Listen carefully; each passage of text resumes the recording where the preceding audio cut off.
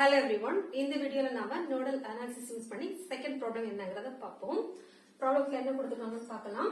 Calculate the voltage across the 15 ohm resistor in this network shown in the figure using nodal analysis.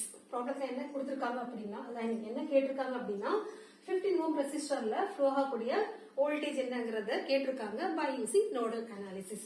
இது அண்ணா university May 2005ல 5 மார்க்ல கேட்ட question. Okay. First step நம்ம என்ன பண்ண போறோம் அப்படினா solution எழுதிட்டு step 1 mark all possible node. இப்படி ஒரு ஹெட்டிங் எழுதிட்டு நமக்கு ப்ராப்ளம்ல என்ன டயகிராம் சர்க்யூட் டயகிராம் கொடுத்திருக்காங்களோ அதை அப்படியே நீங்க இதுல டிரா பண்ணிக்கோங்க. சரியா? டிரா பண்ணிட்டு என்னென்ன பாசிபிள் நோடுங்கறத ஃபர்ஸ்ட் நம்ம மார்க் பண்ணலாம். என்னென்ன நோடு இருக்குது? இந்த பாயிண்ட்ல வந்து நம்ம நோடா கன்சிடர் பண்ண முடியாது. சோ விட்டுறலாம். இப்போ இந்த பாயிண்ட் எடுத்துக்கிட்டோம் அப்படின்னா நம்ம நோடா கன்சிடர் பண்ணலாம்.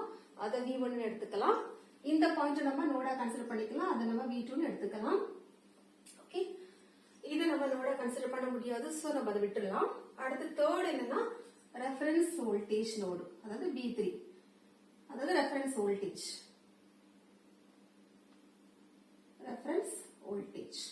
Equal to 3. அப்போ இந்த சிம்பிள் சர்க்யூட் டயகிராம்ல வந்து நமக்கு 3 வோல்டேஜ் நோடு வோல்டேஜ் வந்து நமக்கு கிடைச்சிருக்கு. ஓகே, நெக்ஸ்ட் என்ன பண்ணணும் அப்படின்னா ஒவ்வொரு ரெசிஸ்டர் வழியா ஃப்ளோ ஆகக்கூடிய கரண்ட் என்னங்கறத நம்ம ஃபர்ஸ்ட் மார்க் பண்ணிக்கலாம். மார்க் பண்ணா மட்டும்தான் ஈக்குவேஷன் ஃபார்ம் பண்றதுக்கு நமக்கு ஈஸியா இருக்கும். ஓகே, இப்போ 20 ஓம் ரெசிஸ்டர் வழியா ஃப்ளோ ஆகக்கூடிய கரண்ட் வந்து நம்ம I1 எடுத்துக்கலாம். 10 ஓம் ரெசிஸ்டர் வழியா ஃப்ளோ ஆகக்கூடிய கரண்ட் I2, 15 ஓம் ரெசிஸ்டர் வழியா கரண்ட் ஃப்ளோ ஆகக்கூடியது I3, இந்த 10 ஓம் ரெசிஸ்டர் வழியா ஃப்ளோ ஆகக்கூடியது I4, ஆக இங்க வந்து ஃப்ளோ ஆகக்கூடியது. apply KCL at node 1. node 1ல நம்ம KCL வோல்டேஜ் அப்ளை பண்ணலாம். என்னங்கறத பாப்போம். ஃபர்ஸ்ட் இந்த நோடு V1ங்கற நோடு எடுத்துக்கலாம். V1 நோட்ல என்னென்ன கரண்ட்ல வந்து என்டர் ஆகுது இல்ல வெளியில போகுதுங்கறத பார்க்கலாம். இந்த V1 நோட வந்து ஃபோக்கஸ் பண்ணுங்க. இந்த V1 நோட்ல I1 வந்து என்டர் ஆகுது. சோ அது பாசிட்டிவ். I2 வந்து V1 ல இருந்து விலகி போகுது. சோ அது நெகட்டிவ். அதே மாதிரி I3 வந்து V1 ல இருந்து விலகி போகுது. சோ அது நம்ம I3 ன்னு எடுத்துக்கலாம். அப்போ I1 minus I2 minus I3 equal to 0. இது நம்ம ஈக்குவேஷன் A ன்னு எடுத்துக்கலாம். 1 ன்னு கூட எடுத்துக்கலாம், A ன்னு எடுத்துக்கலாம். எப்படி நம்ம சாய்ஸ் தான். ஓகே, இப்போ நமக்கு ஈக்குவேஷன் சால்வ் பண்றதுக்கு தட் இஸ் சொல்யூஷன் கிடைக்கணும் அப்படின்னா நமக்கு I1, I2, I3 யோட வேல்யூ தெரியணும் இல்லையா? இப்போ நம்ம நெக்ஸ்ட் சென்டென்ஸ் என்ன எழுதலாம்னா from the circuit we can write I1, அதாவது according to Ohm's law B equal to IR இல்லையா? I equal to V by R. இப்போ I1 மட்டும் பாருங்க. I1ல என்னென்ன வோல்டேஜ்லாம் இருக்குது ரிலேட்டட் டு என்னென்ன வோல்டேஜ்லாம் இருக்கு? 100 வோல்டேஜ், V1ங்கற ஒரு வோல்டேஜ் இருக்குது இல்லையா? ரெண்டு வோல்டேஜ் இருக்குது. இதை எதை வந்து ஃபர்ஸ்ட் எழுதணும், எதை வந்து செகண்ட் எழுதணும்ங்கறத எப்படி பார்க்கணும் அப்படின்னா இந்த I1ஓட ஆரோ இருக்கு இல்லையா? அதை பாருங்க. அதோட லெஃப்ட் வந்து ஃபர்ஸ்ட் எழுதணும், ரைட்ல இருக்கிறது வந்து செகண்ட் எழுதணும். ஓகேவா? அந்த ஆரோவோட ஸ்டார்டிங் பாயிண்ட் எண்டிங் பாயிண்ட் இல்லனா லெஃப்ட் டு ரைட் ஏதாவது ஒரு இத பாயிண்ட் வந்து மைண்ட்ல வச்சுக்கோங்க. சோ லெஃப்ட் ரைட் நம்ம எடுத்துக்கலாம்.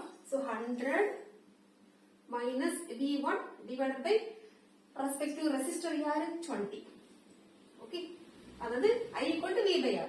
ஓம்ஸ் லா ஃபார்முலா தான் அங்க, பட் இந்த V க்கு பதிலா ரெண்டு வோல்டேஜ் இருக்கு இல்லையா? சோ அதனால நம்ம இந்த மாதிரி எழுதிருக்கோம். நெக்ஸ்ட் எது நமக்கு தேவை? Next I2 equal to related to என்ன வோல்டேஜ்? V1 minus அதோட முடியல V3. ஓகேவா? So V1 minus V3 divided by 10. ஓகேவா? நமக்கு தெரியும் V3 equal to 0 because reference voltage. இருந்தாலும் நீங்க இதுல எழுதிக்கோங்க. V3 நமக்கு வந்து 0 தான், இருந்தாலும் எழுதிக்கலாம். ஓகே, அடுத்து I3 equal to I3 related to voltage யாரெல்லாம் இருக்கா? V1 இருக்குது, V2 இருக்குது. இதை எதை ஃபர்ஸ்ட் எழுதணும்? அந்த ஆரோ பாத்துக்கோங்க. ஆரோட லெஃப்ட் நம்ம ஃபர்ஸ்ட் எழுதணும். V1 minus V2 divided by I3 related to resistor யாரு? 15. இப்போ நமக்கு I1, I2, I3 நமக்கு கிடைச்சாச்சு. ஓகே, இப்போ இதெல்லாம் நீங்க கரெக்டா எழுதிக்கணும். இன் கேஸ் மைனஸ் பிளஸ் மாறிச்சு அப்படின்னா ஃபர்தரா வரக்கூடிய எல்லாமே நமக்கு ராங்கா தான் போகும். இப்போ ஆன்சர் நமக்கு தப்பா தான் கிடைக்கும். சோ கேர்ஃபுல்லா கொஞ்சம் கான்செப்ட புரிஞ்சுக்கிட்டீங்க அப்படின்னா ரொம்ப சிம்பிள் தான். Okay, next I1 I2 I3 கிடைச்சிச்சு அத சப்ஸ்டிட்யூட் பண்ணலாமா substitute I1 I2 I3 in equation A. இப்போ A can be replaced by that is A can be changed by I1. I1 value என்னது 100 minus V1 divided by 20 minus இந்த bracket போட்டுக்கோங்க because minus இருக்கிறதுனால இன்னொரு term வந்து minus ஆனது plus ஆகிறதுக்கு chance இருக்கு so better bracket. I2 ஓடது V1 நான் இத V3 0 சப்ஸ்டிட்யூட் பண்ணனும் அவசியம் விட்டுறலாம் V1 by 10 க்ளோஸ் பண்ணிக்கோங்க அடுத்து minus I3 இல்லையா so minus I3 வந்து என்ன இருக்கு V1 வரும் இல்லையா V1 minus okay V1 minus V2 by 15 ஓகேவா equal to 0 இப்போ நெக்ஸ்ட் என்ன பண்ணலாம்னா இத நம்ம செப்பரேட் பண்ணிக்கலாம் சோ சால்வ் பண்றது நமக்கு ஈஸியா இருக்கும்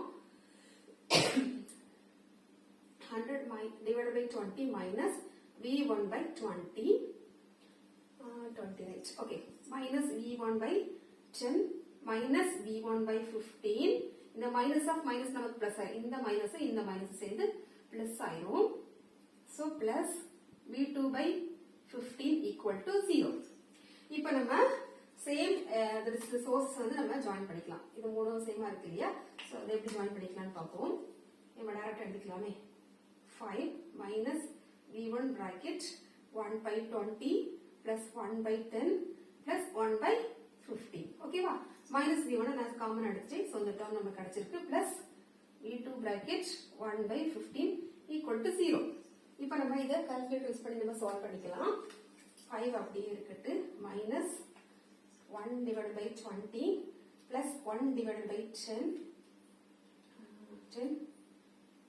plus 1 divided by 15 answer 0.216 so continuous போயிட்டு இருக்கனால just ஸ்டாப் பண்ண வேண்டி நம்ம ஒரு நம்பர் more than 5 மேல இருந்துச்சுனா 1 ஆட் பண்ணலாம் இல்லையா so 2.214 V1 next plus 1 by 15 equal to 0.067 V2 equal to 0 எப்போதும் ஒரு ஸ்டாண்டர்ட் ஈக்குவேஷன் எப்படி இருக்கும் சோர்ஸ் எல்லாமே கரண்டோ வோல்டேஜ் சோர்ஸ் லெஃப்ட் சைடு இருக்கும் கான்ஸ்டன்ட் வந்து நம்ம ரைட் சைடு கொண்டு போறோம் சோ இத நம்ம அந்த மாதிரி எழுதிக்கலாம் -0.217 V1 plus 0.067 V2 equal to the plus right side போகும்போது -5 ஆ மாறும் ஓகேவா இப்போ நமக்கு ஈக்குவேஷன் 1 வந்து கிடைச்சிச்சு இது ஈக்குவேஷன் 1 எடுத்துக்கலாமா ஆல்ரெடி நம்ம அதை a எடுத்துக்கிறோம் பட் அது நீங்க 1 எடுத்தீங்க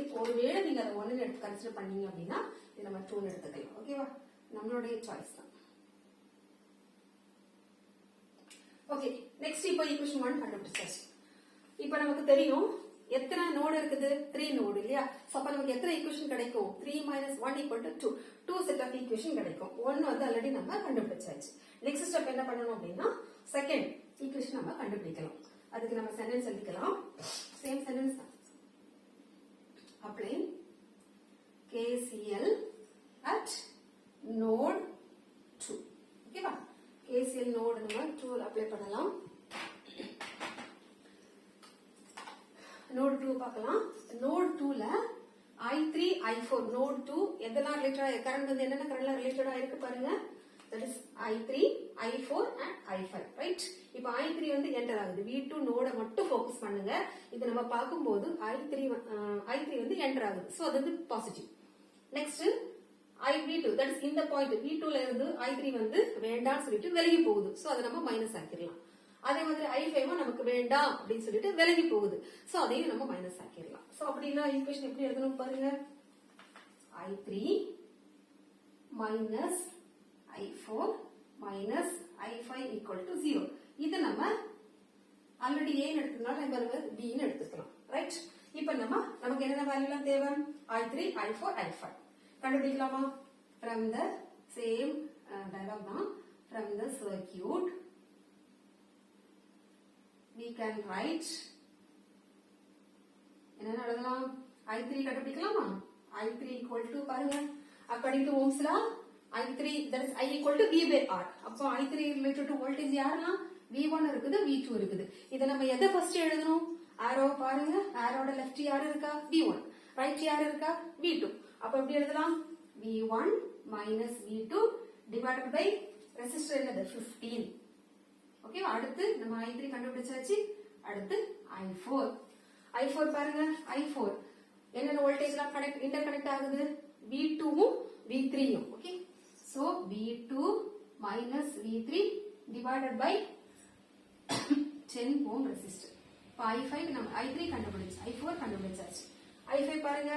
I5 ல என்னென்ன வோல்டேஜ்லாம் இருக்குது V2 இருக்குது H இருக்குது. இதை நம்ம எதை ஃபர்ஸ்ட் எழுதணும் ஆரோவோட லெஃப்ட் வந்து ஃபர்ஸ்ட் எழுதணும், ரைட் செகண்ட் எழுதணும். லெஃப்ட் யார் இருக்கா V2 minus H divided by 10 ohm resistor. இப்போ நமக்கு I3 I4 I5 நமக்கு கிடைச்சாச்சு. இப்போ நெக்ஸ்ட் என்ன பண்ணுவோம் I2 I3 I4 I5 நம்ம வந்து equation B ல சப்ஸ்டிட்யூட் பண்ணலாமா?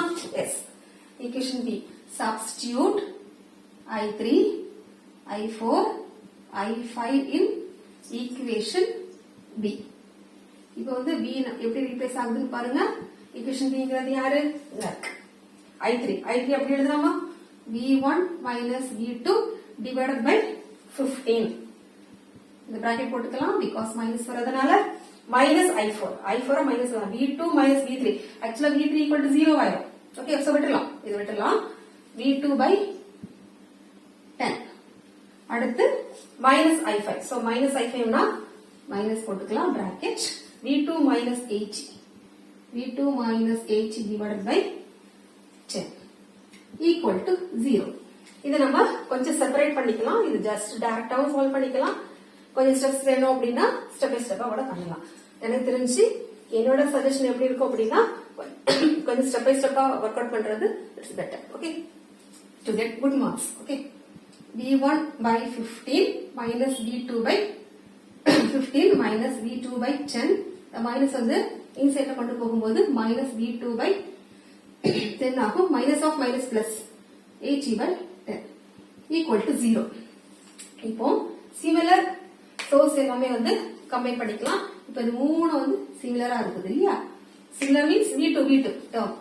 அப்ப எப்படி எழுதலாம் 1 by 15 minus V2 bracket 1 by 15 plus the minus V2 எல்லாம் நான் காமனா வெளியில எடுத்துட்டேன். சோ இது மைனஸ் வெளியில போறதுனால 1 by 10 ஆகும் plus 1 by 10 plus add பண்ணியாச்சுனா 8 equal to 0. இது just calculator யூஸ் பண்ணி சால்வ் பண்ணிக்கலாம். 1 divided by 15 equal to 0.06666 போயிட்டே இருக்குது. சோ அதை ஸ்டாப் பண்ணனும் அப்படினா என்ன பண்ணனும்னா third digitல 1 இன்கிரிமென்ட் பண்ணி அப்படியே ஸ்டாப் பண்ணிக்கலாம். Right, 0.067 V1 minus 1 divided by 15 plus 1 divided by 10 plus 1 divided by 10 equal to 0.26666. அதுவும் இன்ஃபினிட்டி லெவல்ல போயிட்டு இருக்குது. சோ அதை ஸ்டாப் பண்ணனும் அப்படினா ஒரு 1 வந்து இங்க கொடுத்தாச்சதுனா ஸ்டாப் ஆயிடும். That's better. Okay, 0.267 V2 plus 8 equal to 0. இது ஒரு பெர்ஃபெக்ட் ஈக்குவேஷனா? நோ. why? எப்பவுமே அந்த லெஃப்ட் சைடு வந்து கோஎஃபிஷியன்ட்ஸ் என்ன சோர்ஸ் இருக்குதோ அது லெஃப்ட் சைடு இருக்கணும். ஒரு கான்ஸ்டன்ட் தூக்கி தள்ளி அந்த சைடு போடலாம். சரியா? அப்போ 0.067 V1 minus 0.267 V2 equal to minus 8. இது வந்து ஈக்குவேஷன் நம்பர் 2. ஆல்ரெடி ஈக்குவேஷன் 1க்கு நம்ம பாக்ஸ் பண்ணிருக்கோம். சோ பார்க்க நல்லா இருக்கு. அதே மாதிரி ஈக்குவேஷன் 2 நம்ம ஒரு பாக்ஸ் பண்ணிரலாம். ஃபினிஷிங் நல்லா இருக்கும். இப்போ நமக்கு ரெண்டு செட் ஆஃப் ஈக்குவேஷன் கிடைச்சிருச்சு. ஓகேவா? இப்போ இத சால்வ் பண்ணி நமக்கு என்னெல்லாம் கண்டுபிடிக்கணும் அப்படின்னா V1 வேல்யூ கண்டுபிடிக்கணும், V2 வேல்யூ கண்டுபிடிக்கணும். இத கண்டுபிடிக்கிறதுக்கு நிறைய மெத்தட்ஸ் இருக்குது. மேட்ரிக்ஸ் மெத்தட் இருக்குது. மேட்ரிக்ஸ் ஃபார்மட்ல எழுதிட்டு நம்ம வந்து ஜஸ்ட் சால்வ் பண்ணிக்கலாம். கிராமர்ஸ் ரூல் அப்ளை பண்ணி நம்ம சால்வ் பண்ணிக்கலாம். இல்ல அப்படின்னா அந்த மாதிரி ஒர்க் அவுட் பண்ணும்போது இன்னும் கொஞ்சம் பேஜஸ் வந்து ஃபில் ஆகும். Feel better. பட் இது 5 மார்க்ஸ் क्वेश्चन தான். சோ டைரக்டா நம்ம கால்குலேட் யூஸ் பண்ணிக்கலாம். அது சிம்பிளா நமக்கு ஆன்சர் கிடைக்கும். இப்போ நமக்கு 2 செட் ஆஃப் ஈக்குவேஷன்ஸ் கிடைச்சிருக்கு. அது என்னன்னு பார்க்கலாம். Minus 0.216 V1 plus 0.066 V2 equal to -5. இதை ஈக்குவேஷன் 1 எடுத்துக்கலாம். அடுத்து 0.066 V1 minus 0.266 V2 equal to -8. இது வந்து ஈக்குவேஷன் 2 எடுத்துக்கலாம். நெக்ஸ்ட் இந்த ஈக்குவேஷனை கிராமர்ஸ் ரூல் யூஸ் பண்ணி சால்வ் பண்ணிக்கலாம். ஃபர்ஸ்ட் டெல் ஈக்குவல்னு எடுத்துக்கலாம். அதில் டெல் ஈக்குவல் எப்படி எழுதலாம்னா ஈக்குவேஷன் 1ல இருக்கக்கூடிய V1 கோஎஃபிஷியன்ட்டை ஃபர்ஸ்ட் எழுதணும். அடுத்து V2 கோஎஃபிஷியன்ட்டை ரெண்டாவது எழுதணும். அடுத்து அதே மாதிரி ஈக்குவேஷன் 2ல V1 கோஎஃபிஷியன்ட்டை அடுத்து எழுதணும். அடுத்து V2 கோஎஃபிஷியன்ட்டை நம்ம அப்படி எழுதணும். நெக்ஸ்ட் இதை சால்வ் பண்ணுறதுக்கு நம்ம கால்குலேட்டர் யூஸ் பண்ணலாம், நம்ம டேரெக்டாகவும் பண்ணலாம். ஜஸ்ட் டயகனல் வேல்யூஸை மல்டிப்ளை பண்ணணும். இது ரெண்டையும் மல்டிப்ளை பண்ணும்போது ஒரு ஆன்சர் கிடைக்கும், மைனஸ் இது ரெண்டையும் மல்டிப்ளை பண்ணும்போது ஒரு ஆன்சர் கிடைக்கும். அதை சால்வ் பண்ணும்போது நமக்கு இந்த ஆன்சர் கிடைச்சிருக்கு. நெக்ஸ்ட்டு V1 கண்டுபிடிக்கணும். V1க்கான ஃபார்முலா தட் இஸ் மாடுலஸ், அதாவது டிட்டர்மினன்ட் ஆஃப். ஃபர்ஸ்ட் வந்து என்ன எழுதணும் அப்படின்னா, அந்த ரேஞ்சு இந்த -5 and -8 எப்படி வந்துச்சு அப்படின்னா, அதாவது இந்த ஃபஸ்ட்டு டெல்லில் இருக்கக்கூடிய ஃபஸ்ட்டு ரிப்ளேஸ் பண்ணிவிட்டு ஈக்குவேஷனில் ஈக்குவல்ட்டுக்கு அடுத்து இருக்கு இல்லையா, அந்த ரெண்டு நம்பரையும் ஃபர்ஸ்ட் எழுதணும். அடுத்து டெல்லில் இருக்கக்கூடிய செகண்ட் இதை வந்து அதை நம்ம எதுவுமே சேஞ்ச் பண்ண வேண்டாம், அப்படி எழுதினா போதும். இதை சால்வ் பண்ணுறதுக்கு சேம் தான். டயகனல் வேல்யூவை ஃபஸ்ட்டு மல்டிப்ளை பண்ணணும், அடுத்து மைனஸ் செகண்ட் டயகனல் வேல்யூவை மல்டிப்ளை பண்ணணும். அப்போ நமக்கு கிடைக்கக்கூடிய ஆன்சரை எழுதிட்டு டிவைடட் பை டெல் வேல்யூவை சப்ஸ்டியூட் பண்ணி சிம்பிளிஃபை பண்ணும்போது ஃபைனலாக நமக்கு V1ஓட ஆன்சர் வந்து என்ன கிடச்சிருக்கு அப்படின்னா 34.9 வோல்டேஜ் கிடச்சிருக்கு. ஓகே,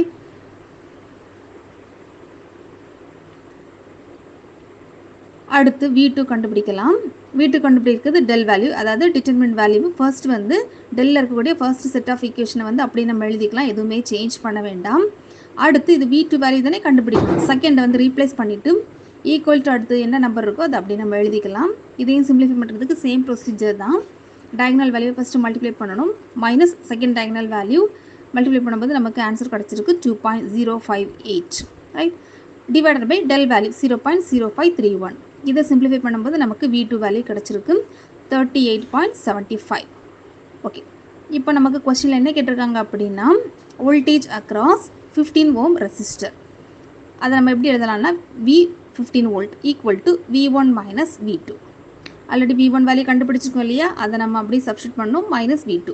இதை சிம்பிளிஃபை பண்ணும்போது நமக்கு என்ன கிடச்சிருக்கு அப்படின்னா மைனஸ் 3.85. அதை நம்ம ஆக்சுவலாக வோல்டேஜ் நம்ம மைனஸை ரெப்ரசென்ட் பண்ண மாட்டோம், அதுக்காக நம்ம என்ன பண்ணுறோம் அப்படின்னா ஜஸ்ட் பாசிட்டிவாக எடுத்துக்கலாம். 3.85 வோல்டேஜ்.